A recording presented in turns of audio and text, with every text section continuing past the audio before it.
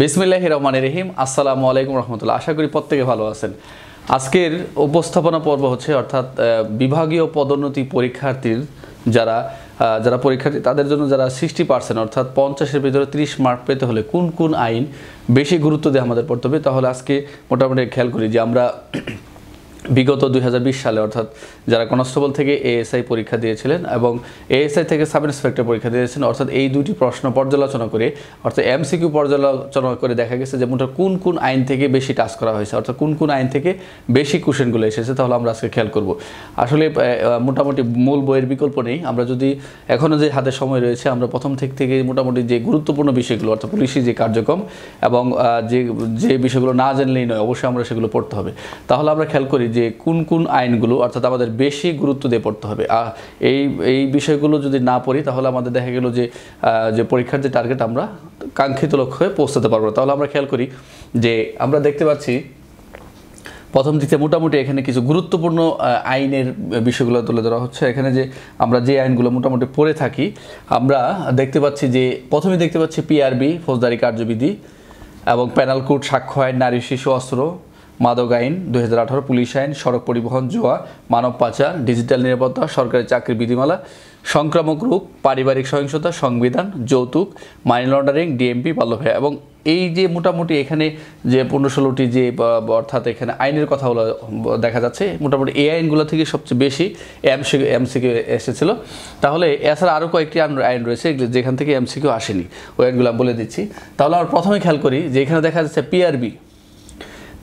এইখানে প্রথম যে বিষয়টা এখানে হচ্ছে যারা এএসআই থেকে সাব ইন্সপেক্টর পরীক্ষা দিয়েছিলেন তাদের জন্য পিআরবি থেকে 11টি কোশ্চেন এসেছিল এবং যারা কনস্টেবল থেকে এএসআই পরীক্ষা দিয়েছিলেন তারা হচ্ছে 12টি কোশ্চেন এসেছিল।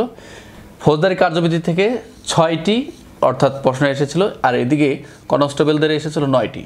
পেনাল কোড এসেছিল এএসআই থেকে সাব ইন্সপেক্টর 10টি এবং এদিকে আবার দেখা যাচ্ছে যে কনস্টেবল থেকে এসআই 8টি এসেছিল। সাক্ষ্য আইন 4টি এবং এদিকেও কনস্টেবল থেকে এসআই এসেছিল 4টি।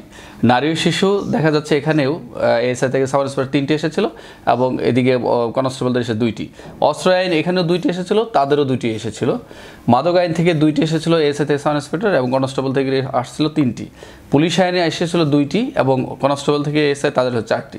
সড়ক পরিবহনে কনস্টেবল অর্থাৎ এসআই থেকে সাব ইন্সপেক্টর যারা পরীক্ষা তাদের এসে 2টি, তাদেরও 2টি এসেছিল। জো আইন থেকে আবার এএসআই থেকে এসেছিল না, কিন্তু কনস্টেবলদের 1টি কোশ্চেন এসেছিল। মানব পাচার থেকে এএসআই থেকে আসেনি, কিন্তু কনস্টেবল থেকে এএসআই 1টি এসেছিল। অপরদিকে ডিজিটাল নিরাপত্তা আইনে দেখা যাচ্ছে এএসআইদের আসেনি, কিন্তু কনস্টেবলদের এসেছিল। সরকারি চাকরিমালা বিধি আইনের যে বিধিমালা এখান থেকে এএসআই থেকে সাব ইন্সপেক্টরদের 1টি এসেছিল, এদিকে আবার কনস্টেবলদের 1টি এসেছিল। সংক্রামক রোগ এদিকে আমাদের এএসআই থেকে সাব ইন্সপেক্টর যারা তাদের 1টি এসেছিল, তাদের আসেনি। পারিবারিক সহিংসতা থেকে 1টি এসেছিল। সংবিধান এএসআই থেকে সাব ইন্সপেক্টর 1টি এসেছিল। যৌতুক নিয়োগ থেকে 1টি এবং মানি লন্ডারিং থেকে 1টি এসেছিল এবং ডিএমপি 1টি, বাল্যবিবাহ 1টি। এই যে মোটামুটি আইনের যে দেখা যাচ্ছে এখানে যে পিআরবি ফৌজদারি অন্যান্য যে গুরুত্বপূর্ণ বিষয়গুলো, এখানে একটি বিষয় না বললেই নয়। এখানে আসলে দেখা যাচ্ছে আমরা সবচেয়ে বেশি এসেছিল পিআরবি, ফৌজদারি কার্যবিধি এবং পেনাল কোড এবং সাক্ষ্য আইন এবং নারী শিশু দেখা যাচ্ছে। তাহলে এখানে আমরা খেয়াল করি এখানে যে 4টি আইন আমরা মেজর অ্যাক্ট আমরা দেখতে পাচ্ছি, পিআরবি, ফৌজদারি কার্য, পেনাল কোড, স্বাক্ষর, অর্থাৎ ফৌজদারি কার্য, পেনাল কোড, স্বাক্ষর, এই যে 3টা মেজর অ্যাক্ট এখান থেকেই মোটামুটি সবচেয়ে বেশি এসেছিল। তাহলে আমরা খেয়াল করি এখানে এএসআইদের এসেছিল 11 আর হচ্ছে 6 17 আর 10 27 আর 4 31, অর্থাৎ এএসআইদের এসেছিল 31 আর কনস্টেবলদের এসেছিল 12 8 20 29 4 33। এখানে কনস্টেবল এসেছিল 33। তাহলে দেখা যাচ্ছে যে এই 4টি আইন অর্থাৎ পিআরবি বিধি থেকে এবং ফৌজদারি পেনাল কোড থেকে এসেছিল এএসআইদের পরীক্ষা এসেছিল 31টি এমসিকিউ, তাহলে এবং কনস্টেবলদের এসেছিল 33টি। তাহলে মোটামুটি কাছাকাছি দেখা যাচ্ছে 2টি মাত্র এমসিকিউ ডিফারেন্স, অর্থাৎ এখান থেকে তারা বেশি টাস্ক করেছে। অর্থাৎ বর্তমান যে নীতিমালা অর্থাৎ এখানে যে এমসিকিউর যে মোটামুটি কোশ্চেন করার এখান থেকে অর্থাৎ এই 4টি আইন থেকে অর্থাৎ এখানে পিআরবি বিধি এবং 3টি আইন থেকেই মোটামুটি তারা সবচেয়ে বেশি টাস্ক করেছে। তাহলে দেখা যাচ্ছে এএসআই থেকে 31 আর বাকি যে 19টি রয়েছে যে অন্যান্য যে অ্যাক্টগুলো দেখা যাচ্ছে এখান থেকে এই অন্যান্য যে মাইনর অ্যাক্টগুলো রয়েছে এই মাইনর অ্যাক্ট থেকে কি এসেছে মোটামুটি 1টি করে 2টি করে এরকম এমসিকিউ আসছে। তাহলে আমরা যে অন্যান্য অ্যাডগুলো আমরা যদি মোটামুটি ভালো করে যে এই যে মাইনর অ্যাডগুলো রয়েছে, যে ছোটো ছোটো আইনগুলো, এখানে অল্প অল্প ধারা, আমরা এই আইনগুলো আমরা বেশি বেশি দেখতে পারি। যেমন নারী শিশু থেকে 3টে এসেছে, অস্ত্র আইন থেকে 2টি।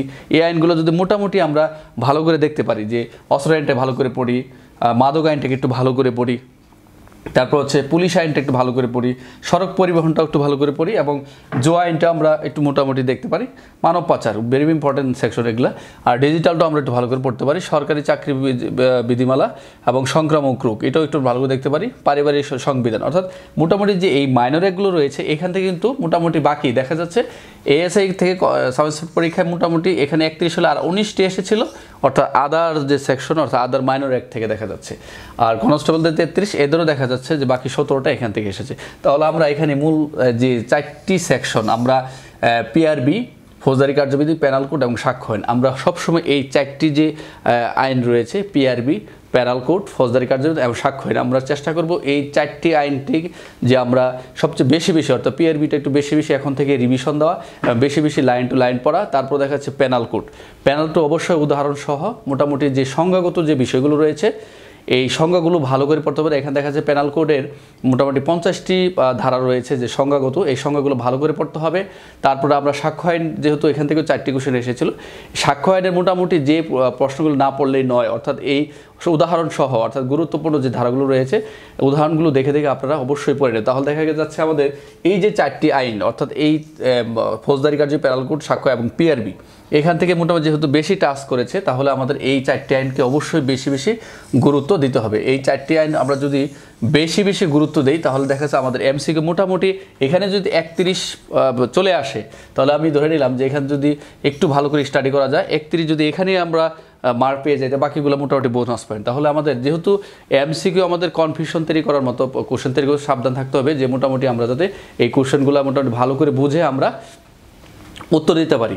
তাহলে আমরা আমাদের খেয়াল রাখতে হবে যে এই পিআরবি, ফৌজদারি কার্য, পেনাল কোড এবং সাক্ষ্য আইন, এই 4টি যে এক বিধি এবং মেজরক সহ আমাদের এই বেশি গুরুত্ব দিতে হবে। এখন আরেকটু বলে নেই, এখন এখানে দেখা গেছে যে এখান থেকে বেশি বেশি যেহেতু এই কারণে সাক্ষ্য আইনে অনেক ধারা, পেনাল কোডে মোটামুটি অনেক ধারা, ফৌজদারি কার্যবিধিতে অনেক ধারা এবং পিআরবি অনেক, তাহলে মোটামুটি এগুলো গুরুত্বপূর্ণ যে ধারাগুলো রয়েছে, বিধিগুলো রয়েছে আমরা ভালো করে দেখে নিব। এখান থেকে যদি অন্যান্য মাইনরগুলো যদি বেশি পড়া থাকে তাহলে আমাদের মোটামুটি যদি বেশি আসে আমরা পারবো। এখানে যে আইন থেকে যেগুলো বাদ পড়েছে, অর্থাৎ এখানে আমি আরেকটু বলে নিই যে এখানে বিশেষ ক্ষমতা আইন থেকে এখনও এমসিকিউ আসেনি, এসিড আইন থেকে এখনও এমসিকিউ আসেনি, তারপর মানব পাচার থেকেও কিন্তু এখনও এমসিকিউ আসেনি। তারপর আমাদের খেয়াল করি যে শিশু আইন 2013 সালের যে শিশু আইনটি রয়েছে এই শিশু আইনটাও একটু বেশি বেশি গুরুত্ব দিতে হবে। তারপর আমরা খেয়াল করি যে ভরণ পোষণ যে আইনটি রয়েছে মাতা পিতার, এইটা এখান থেকে কোশ্চেন আসেনি, এখান থেকেও পড়তে পারে পর্নোগ্রাফি এবং বিশেষ ক্ষমতা আইন। তাহলে মোটামুটি এই যে 4-5টি ধারা বাদ পড়েছে, অর্থাৎ 4-5টি যে মোটামুটি আইনের যে এগুলা বাদ পড়েছে, এই শিশু আইন, ভরণ পোষণ এবং পিতামাতার প্রতি ভরণ পোষণ, বিশেষ ক্ষমতা এবং মানব পাচার, এই আইনগুলো বেশি বেশি দেখে নেবেন। তাহলে মোটামুটি যেগুলাতে এগুলো মোটামুটি আশা করি যে ধারাগুলো রয়েছে পরীক্ষা আসার মতো, মোটামুটি এই আইনগুলো অবশ্যই বেশি বেশি এখন থেকেই প্র্যাকটিস করতে হবে। এবং সাথে আমাদের এই 4টি আইন অর্থাৎ মোটামুটি পিআরবি, ফৌজদারি কার্যবিধি, পেনাল কোড আমাদের বেশি বেশি গুরুত্ব দিতে হবে, কারণ এখান থেকেই সবচেয়ে বেশি আসার সম্ভাবনা রয়েছে। আশা করি এই যে মোটামুটি অধ্যায়গুলো বললাম বা আইনের যে বিষয়গুলো বললাম, আশা করি এখন থেকেই মোটামুটি ধরে ধরে যে বিষয়গুলো গুরুত্বপূর্ণ আপনারা পড়া শুরু করে দেন। তাহলে আশা করি আজকের যে অর্থাৎ আইনের অর্থাৎ যে এমসিকিউ বেশি বেশি আসতে পারে, আসার সম্ভাবনা রয়েছে, আশা করি আপনার মোটামুটি বুঝতে পেরেছেন। তাহলে মোটামুটি এই অনুযায়ী আপনারা বেশি প্র্যাকটিস করতে থাকেন। আজকের আলোচনা এই পর্যন্তই। প্রত্যেকে ভালো থাকবেন। আসসালামু আলাইকুম রহমতুল্লাহ।